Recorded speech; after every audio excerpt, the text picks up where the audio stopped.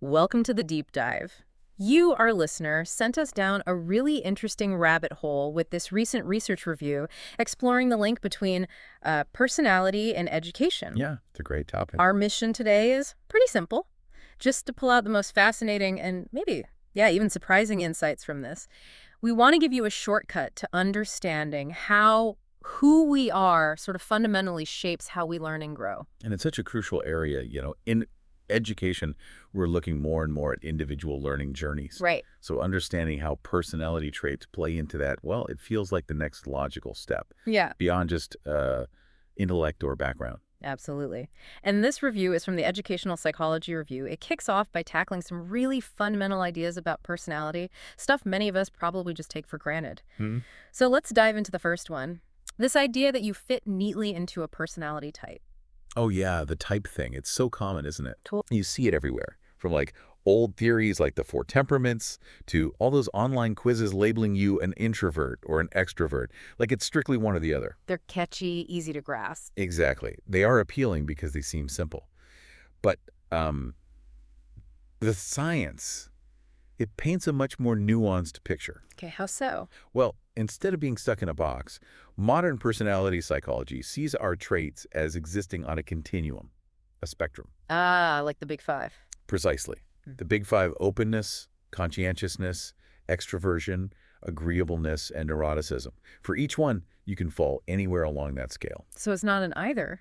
No, not at all. It's a matter of degree. Mm, And if you looked at how thousands of people score on any one trait, you'd probably see that classic bell curve shape. right, most people somewhere in the middle. Yeah, most folks cluster around the average, with fewer people way out at the extremes. So what's the surprising bit for education here? The review suggests that if educators kind of cling to this type idea, they risk missing the subtle but, really significant differences between their students, relying on those overly simple questionnaires. Yeah, quick ones. It might lead to generalizations that don't actually capture individual learning needs, especially thinking about like future paths. That's a really good point. A student might be really outgoing in, say, a group project, Right. but actually prefer quiet, focused work for a tough problem. If you just label them an extrovert, full stop, You miss things. you could miss chances to support how they actually learn best in different situations. Okay, good point. Let's tackle myth number 2. Personality is fixed. The idea that our core traits are basically set early on and, well, that's it. Yeah, that's another really common belief. Yeah. But the research, it actually shows personality has a surprising amount of flexibility. Flexibility, how? Well, for instance, the review talks about personality states. Think of these as the sort of moment-to-moment expressions of our traits. Okay. And these can shift quite a bit, depending on where we are, what we're doing. Right. They use that example of Rosa.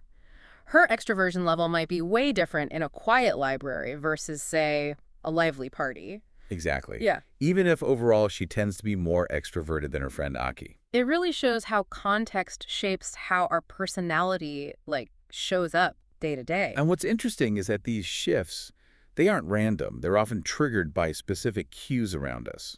Like what? Social interactions, potential rewards, punishments, even just the general vibe or simulation level. Yeah. It really underlines that personality isn't this isolated thing, It's always interacting. constantly interacting with the world, yeah. And it's not just these short-term fluctuations. Our more lasting traits can also change over time, can't they? Oh, absolutely. Lifespan development studies show clear shifts, especially during young adulthood. A key time for education, obviously, but it keeps going, even later in life. Any examples? Well, conscientiousness, for example, tends to increase as people mature, take on more responsibility. That's a pretty consistent finding. And it's not just natural aging, is it? The review mentions interventions like therapy. Right, that's a big one. They cite a meta-analysis showing psychotherapy can lead to noticeable decreases in neuroticism and increases in conscientiousness. Wow, so actual measurable change from an intervention. It really challenges that idea of us being psychologically sort of static. Yeah.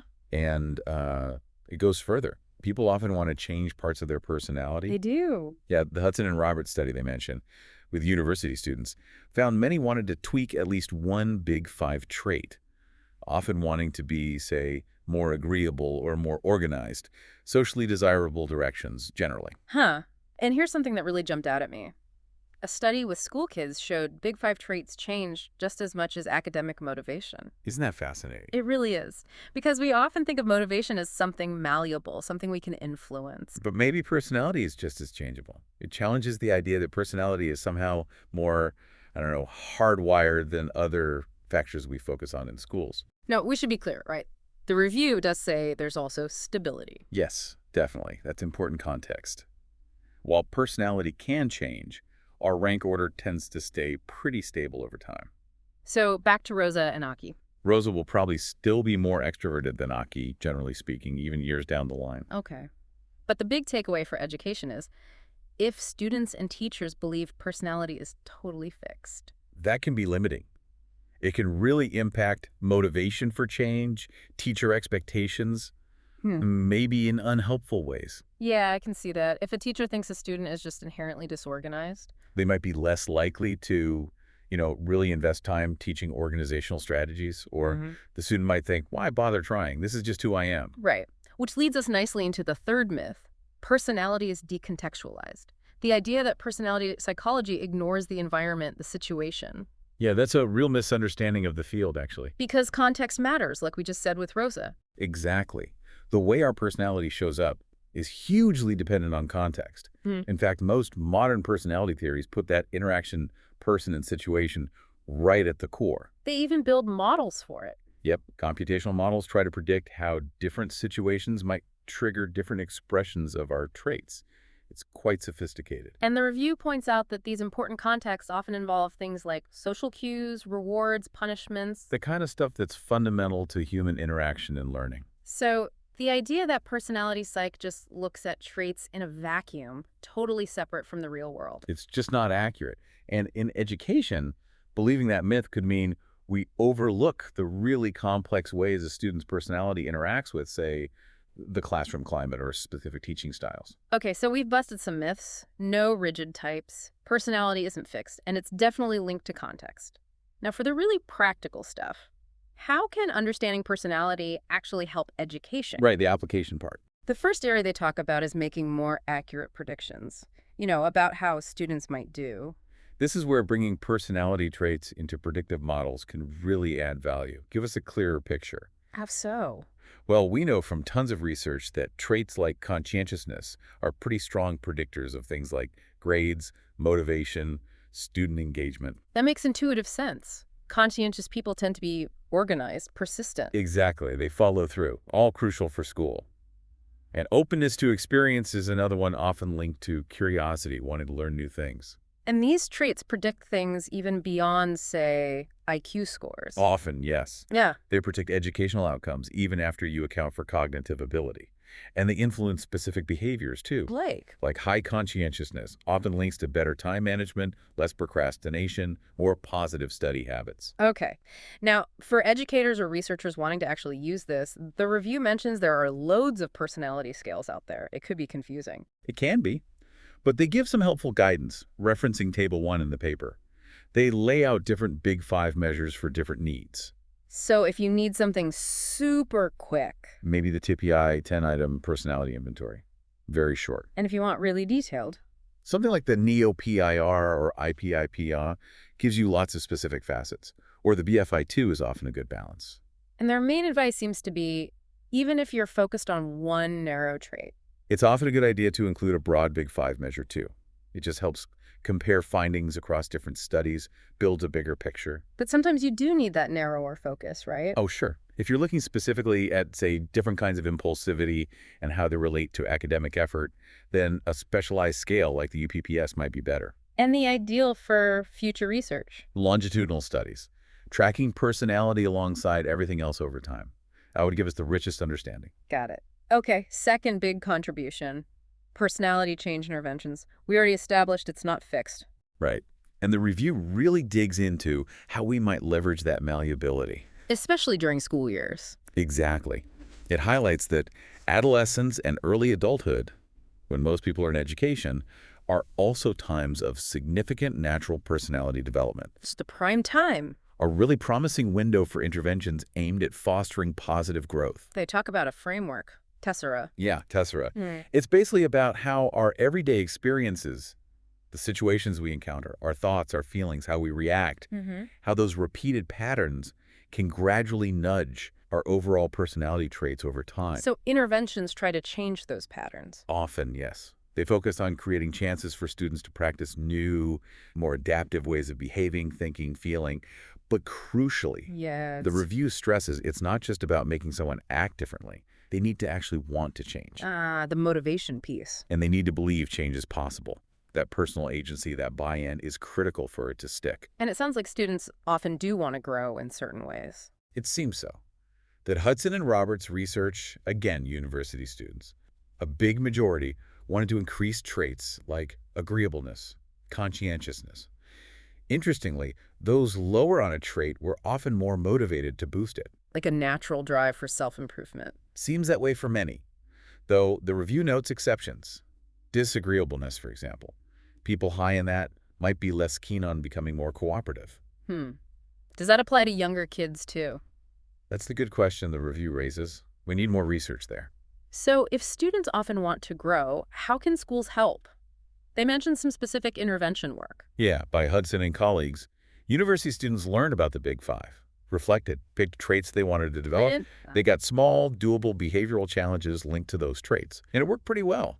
Those who engaged showed measurable personality change. So that could work in schools. The review suggests adapting that model for secondary schools seems totally feasible. Imagine teaching kids about the Big Five, helping them self-assess, talking openly about malleability, the fact that change is possible, Right. letting them nominate a trait they'd like to work on. And then giving them little challenges or games. Exactly. Weekly behavioral experiments. The review even gives examples for each trait. Like what? Give us a few. Okay. For openness, maybe try a new type of music or art each week. For conscientiousness, set specific study goals, track your progress. Makes sense. Agreeableness, Yeah. maybe practice active listening in a disagreement. Try to see the other side. Extroversion, initiate a conversation with someone new. Neuroticism, practice relaxation techniques when stressed. Those sound achievable, Yeah. manageable. Yeah, small steps. And what's powerful is schools could build a culture that supports this kind of personal growth alongside academics. But they also stress being culturally sensitive, Yeah, right? hugely important. The review makes a crucial point about considering students' diverse backgrounds. You need to provide opportunities to learn about different cultures, integrate diverse examples, support identity development, tackle inequities. Not a one-size-fits-all approach to personality development. Definitely not. You want an inclusive environment where all students feel seen and supported in their growth. And these personality interventions wouldn't replace other things, like study skills workshops. No, the review sees them as complementary, working alongside existing programs. And maybe even boosting them. Potentially. They suggest combining them could be powerful. Like, if a student lacks math motivation, maybe pair math work with an extroversion challenge in math class, like asking questions more often. Could create a positive feedback loop. And for anyone worried about, trying to change kids' personalities. The key is that it's driven by the student's own goals. It's about empowering them, facilitating self-directed development towards who they want to be. Okay, that makes sense. Third area, personalized learning. Big buzzword. Huge buzzword. Tailoring instruction to individual students. And right now, personalization often looks at, what, prior grades, test scores, Yeah. interests. Mostly, yeah. Prior achievement, cognitive abilities, interests. Personality hasn't been used much, except maybe for some dodgy learning styles idea. Yes, learning styles. Yeah. The review cautions against those, right? Not much scientific backing. Correct. Yeah. But focusing on well-validated traits like the Big Five, that could be a really promising angle for personalization. Why? Because we know personality links strongly to educational outcomes, and it's relatively easy to measure. So how could you use it? Give me some concrete examples. Okay. Student-lowering conscientiousness.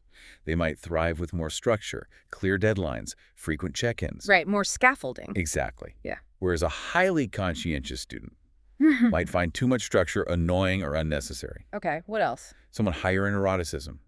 Maybe introduce challenging skills, like public speaking, in a lower stress setting first.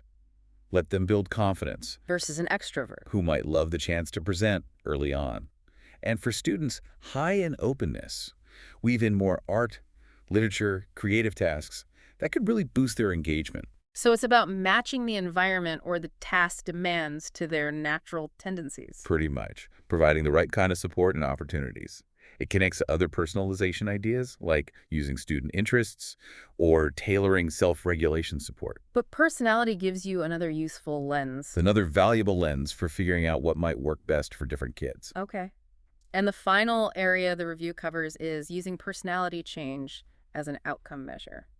That sounds interesting. It's a really thought-provoking idea. Mm-hmm. When you think about it, many educational interventions, Hey. study skills programs, anti-bullying initiatives, well-being workshops, social-emotional learning, what are they trying to do? Change how kids think, feel, behave. Exactly. They're aiming to shift patterns of emotion, behavior, cognition. And those patterns are basically the building blocks of personality traits. So if you change those patterns, you might be changing personality too. Potentially, yes. Hmm. So the review argues, why not include broad personality measures like the Big Five when we evaluate these programs, pre- and post-intervention?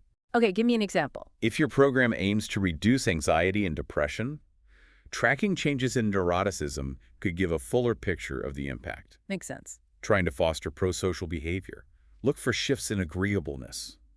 Promoting interest in arts, maybe changes in openness, and lots of character strengths we value. They're basically desirable personality traits. Pretty much.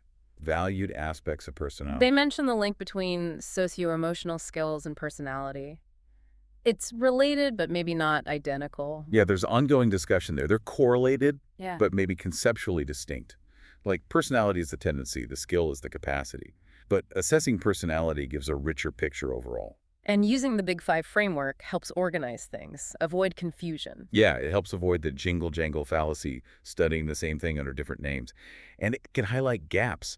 Like they noted maybe not enough research connects arts education specifically to changes in openness. And the bullying intervention example was powerful. Right, comparing a tough love versus a compassion approach. Both might reduce bullying incidents. But maybe only the compassion approach actually increases the student's underlying agreeableness, their prosocial tendency. Assessing personality could reveal that deeper difference. Giving you much better insight into the long-term impact. Exactly. Wow. Okay, so bringing this all together, this deep dive into the research really shows personality psychology has a lot to offer education. A wealth of insights, definitely. It busts some myths, offers practical ways to improve predictions, interventions, personalized learning, even how we measure success. It really highlights that understanding students goes way beyond just academics. Their personality traits are a significant, maybe often overlooked, part of their educational journey. And for you, our listener, as you've explored this with us, here's something to think about. How might a deeper understanding of personality dynamics in any learning setting, really, classroom, training, your own learning, how might that lead to more effective, more fulfilling experiences for everyone? Yeah, think about that malleability, the potential for intentional growth, not just in students, but maybe in ourselves too as learners. A lot to chew on there. Thanks for exploring this fascinating topic with us on The Deep Dive.